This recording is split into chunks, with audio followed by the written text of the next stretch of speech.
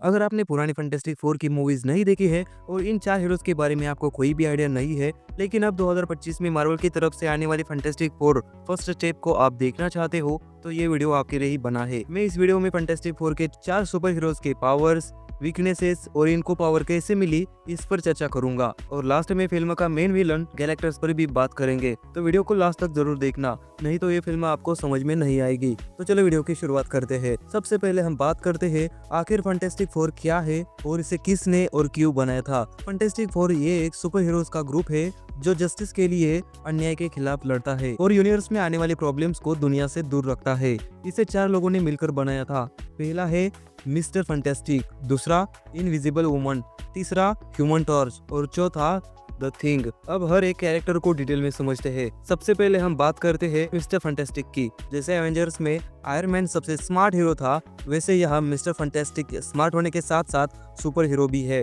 और fantastic four को lead भी करते हैं। इसकी सुपर एबिलिटीज की बात करें तो यह अपनी बॉडी को हर शेप में चेंज कर सकता है। रबर की तरह फुल्ली स्ट्रेच भी हो सकता है, एक बॉल की तरह कॉम्प्रेस भी हो सकता है और एक फर्श की तरह फ्लैट भी हो सकता है।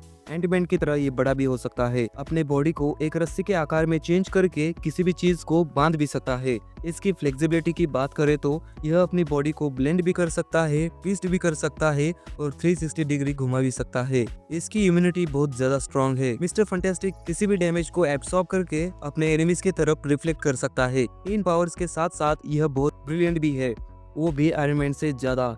इसने अलग अलग यूनिवर्स में ट्रैवल करने के लिए एक टाइम मशीन का ब्रिज भी बनाया था। मिस्टर फैंटास्टिक का रियल नेम रीड रिचर्ड है और 2025 में रिलीज होने वाली फैंटास्टिक फोर फर्स्ट स्टेप में पेड्रो पास्कल इसका रोल प्ले करने वाले हैं। मिस्टर फैंटास्टिक की वीकनेस की बात करें तो जितना अपनी बॉडी को वो स्ट्रेच करेगा उतना ही कमजोर बनता जाएगा। दूसरे नंबर पर है इनविजिबल वुमन। इसका रियल नेम है सुसैन स्टॉर्म। सुसैन स्टॉर्म यह फैंटास्टिक मेंबर होने के साथ साथ मिस्टर फैंटास्टिक की बीवी भी है। यह मेन दो पावर को होल्ड करती है, इनविजिबिलिटी और क्रिएटिंग फोर्स फील्ड्स, मतलब गायब होने के साथ साथ हवा में एक प्रोटेक्टिव शील्ड भी बनाती है। यह किसी भी चीज को कंट्रोल और मैनिपुलेट कर सकती है, मतलब किसी भी चीज को पकड़े बिना उसे उठाकर एक जगह से दूसरी जगह रख सकती है। अब जरा इनके रिलेशन को समझते हैं। इसका हस्बैंड है रीड रिचर्ड, मतलब मिस्टर फैंटास्टिक। इसका भाई है जॉन स्टॉर्म, मतलब ह्यूमन टॉर्च, और इसका क्लोज फ्रेंड है बेन ग्रिम, मतलब थिंग। इसलिए फैंटास्टिक फोर को फैमिली की तरह इंट्रोड्यूस किया जाता है। सुसैन स्टॉर्म इतनी पावरफुल है कि कॉमिक्स में वो एक बार डॉक्टर डूम के साथ लड़ी थी, लेकिन इसकी भी एक वीकनेस है, वह अपने फोर्स फील्ड के बिना कुछ भी नहीं है। अगर वो फोर्स फील्ड को हटाया जाए तो वो बस आम इंसान ही है। उसमें अगर कोई इसे मारने की कोशिश करे तो वह भी हमारी तरह मर सकती है, इसलिए खतरे को भांपकर उसे अपने आसपास शील्ड को बनाना पड़ता है। इस मूवी में वेनेसा सुसैन स्टॉर्म का रोल प्ले करेगी। तीसरा सुपर हीरो है ह्यूमन टॉर्च, जिसका रियल नेम है जॉनी स्टॉर्म, जो सुसैन स्टॉर्म का भाई है। इसके एबिलिटीज की बात करें तो यह आग को बना भी सकता है और उसे कंट्रोल भी कर सकता है। इसके साथ साथ सुपरमैन की तरह हवा में भी उड़ने की इसमें शक्ति है। किसी दुश्मन पर यह आग के गोले भी बरसा सकता है। हैंड टू हैंड कॉम्बैट में भी यह बेहतर है। यह आग को अपनी बॉडी में समा भी सकता है। इसकी वीकनेसेस दो है, एक तो पानी और दूसरी ऑक्सीजन। आग और पानी का रिश्ता तो आपको पता ही है, लेकिन हवा में ऑक्सीजन नहीं होगा तो यह आग नहीं बना पाएगा। ह्यूमन टॉर्च को आपने डेडपूल 3 में देखा था, लेकिन कसांड्रा नोवा के हाथों वो मारा गया था। उधर क्रिस इवांस ने यह रोल निभाया था और इसमें जोसेफ क्वीन ह्यूमन टॉर्च बनेंगे। ये मल्टीवर्स का चक्कर है बाबू भैया। इसमें एक्टर तो मर सकता है, लेकिन कैरेक्टर कभी नहीं मरता। चौथे नंबर पर है सबसे strong super hero Susan storm का बेस्ट फ्रेंड और कभी न मरने वाला थिंग।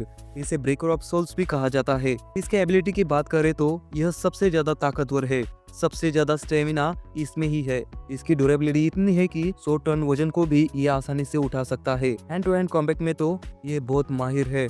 एक्चुअली इस पावर के साथ यह पहले खुश नहीं था और अब उसे इस पावर के साथ ही जीना पड़ेगा। यह बात एक्सेप्ट करने के लिए बहुत टाइम लगता है। इसे सबसे सुलझा हुआ हीरो भी कहा जाता है और सबसे अहम मुद्दा यह है कि यह इमॉर्टल है, मतलब ये कभी भी नहीं मरेगा। कॉमिक्स के हिसाब से इसकी एज 3000 साल है और इसके आगे भी ये जिंदा रहेगा यूनिवर्स के अंत तक। इसकी वीकनेसेस की बात करें तो आग और बिजली के सामने इसकी पावर धीमी हो जाती है और दूसरी वीकनेस वुल्वरीन के एडमेंटियम के पंजे है।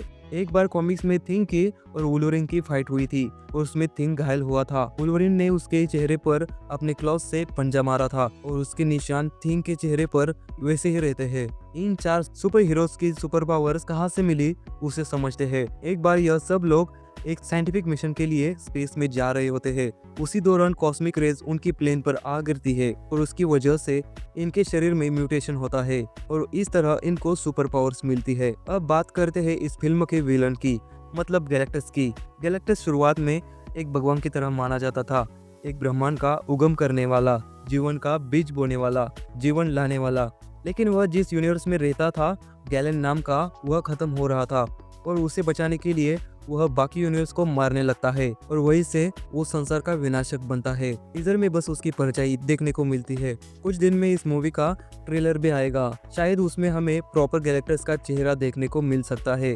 और एक बहुत गुड न्यूज है, इसमें हमारे RDJ as a Doctor Doom भी देखने को मिल सकते हैं, क्योंकि फैंटास्टिक फोर का डॉक्टर डूम सबसे बड़ा विलन है, तो इसमें इन्हें इंट्रोड्यूस करने के बहुत चांसेस है, या फिर पोस्ट क्रेडिट सीन में तो इनकी झलक दिख सकती है। और अगर ऐसा हुआ तो समझो मार्वल का भी कमबैक इसी साल हो जाएगा। वीडियो अच्छी लगे तो वीडियो को लाइक करो और चैनल को भी सब्सक्राइब जरूर कर लेना। मिलते हैं नेक्स्ट वीडियो में, तब तक के लिए बाय।